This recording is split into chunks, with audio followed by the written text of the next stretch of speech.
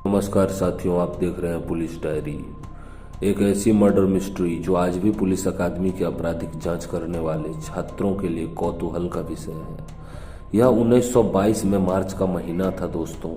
Germany के Munich से 70 kilometre दूर बावेरियन इलाके में एक फार्म हाउस पर 63 वर्षीय किसान एंड्रियास ग्रूबर ने रात के वक्त अपने मकान के पीछे किसी के पैरों की आहट सुनी। उसने अपनी सोती हुई पत्नी काजिला, जो कि 72 वर्ष की है, उसको जगाकर यह बात बताई। वो ध्यान से सुनने लगी, लेकिन उसे कोई आवाज़ नहीं आई।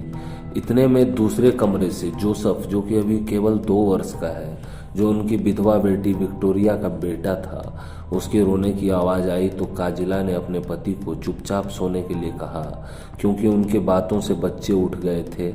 और वैसे भी विक्टोरिया की बेटी काजिलिया, जो कि 7 वर्ष की है, उसको सुबह जल्दी स्कूल जाना था।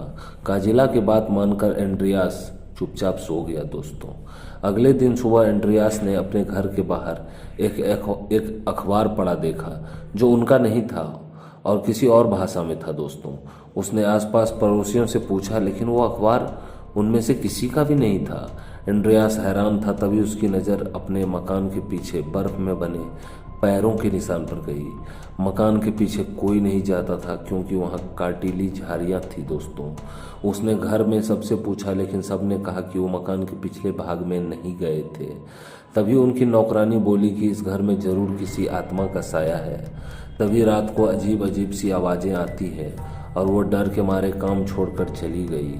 कुछ दिन बाद उनके घर की चाबियां खो गई। अब घर में नौकरानी तो थी नहीं, तो किस पर शक करते, इसलिए उन्होंने पुलिस में कोई रिपोर्ट नहीं लिखवाई दोस्तों। शुक्रवार 31 मार्च को एंड्रियास परिवार ने एक नई नौकरानी मारिया बॉमगार्टनर, जो कि 44 वर्ष की है, उनको काम पर रखा। सोमवार को जब डाकिया डाक डालने आया तो उसने देखा कि शनिवार को डाली गई डाक दरवाजे के सामने वैसी की वैसी ही पड़ी है।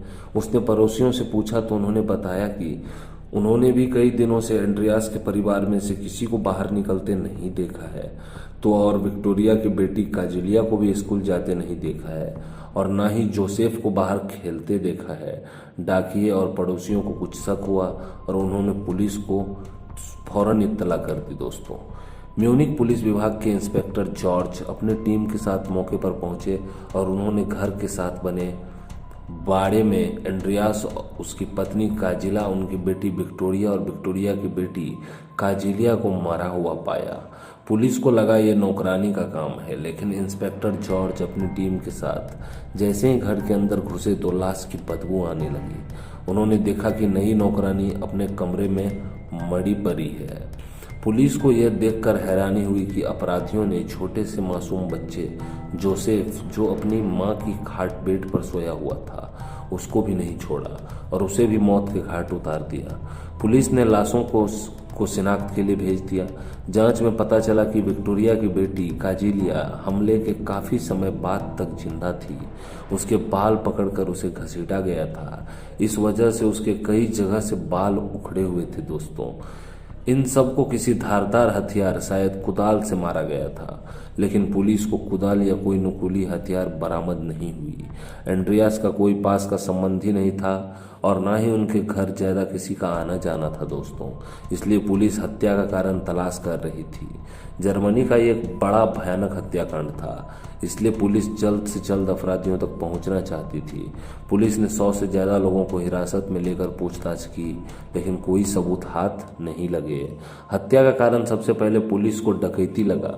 ऐसा लगता था कि अपराधी कई दिनों से फार्म हाउस के इर्द गिर्द चक्कर लगा रहा होगा और एंड्रियास और उसके परिवार की दिनचर्या देख रहा होगा, और मौका मिलते ही उसने वारदात को अंजाम दे दिया। लेकिन घर की तलाशी में पुलिस को काफ़ी पैसे मिले जिन्हें छेड़ा नहीं गया था। तब पुलिस को हत्या की वजह डकैती नहीं लगी। हत्या ऐसे की गई थी जैसे किसी की एंड्रियास और उसके परिवार से दुश्मनी हो। शक की सुई विक्टोरिया के मरे हुए पति पर भी उठ रही थी, क्योंकि विक्टोरिया का पति कॉर्ल गैब्रियल, जो फौज में था, और उसकी मौत की पुष्टि तो हुई थी, लेकिन उसकी लाश कभी बरामद नहीं हुई। वैसे भी एंड्रियास के पड़ोसियों का कहना था कि एंड्रियास की मौत के बाद उन्होंने उसके घर में किसी की छाया देखी थी और चिमनी से धुआं निकलते देखा था। पुलिस ने जांच की, लेकिन कुछ भी पता नहीं चला दोस्तों। इस केस की खास बात यह है कि इसकी फाइल आज तक बंद नहीं हुई है और वक्त वक्त पर नए सिरे से इसकी जांच होते रहती है। आज भी कई आपराधिक जांच करने वाले छात्र इस केस की जांच करना पसंद करते हैं। हालांकि इतने वक्त बाद सबूत ढूंढना मुश्किल होता है, लेकिन फिर भी छात्रों के लिए एक केस कौतूहल का विषय है दोस्तों। एंड्रियास के फार्म हाउस को अब एक समाधि स्थल बना दिया गया है, लेकिन अब तक कुछ भी इस हत्या में अब तक कोई सबूत नहीं मिल पाया है दोस्तों। तो ये कहानी आपको कैसी लगी कमेंट बॉक्स में ज़रूर बताइएगा, और यदि कहानी अच्छी लगी हो तो चैनल को सब्सक्राइब करना और बिल्कुल मत भूलिएगा दोस्तों, और लाइक भी ज़रूर से कीजिए वीडियो को। धन्यवाद।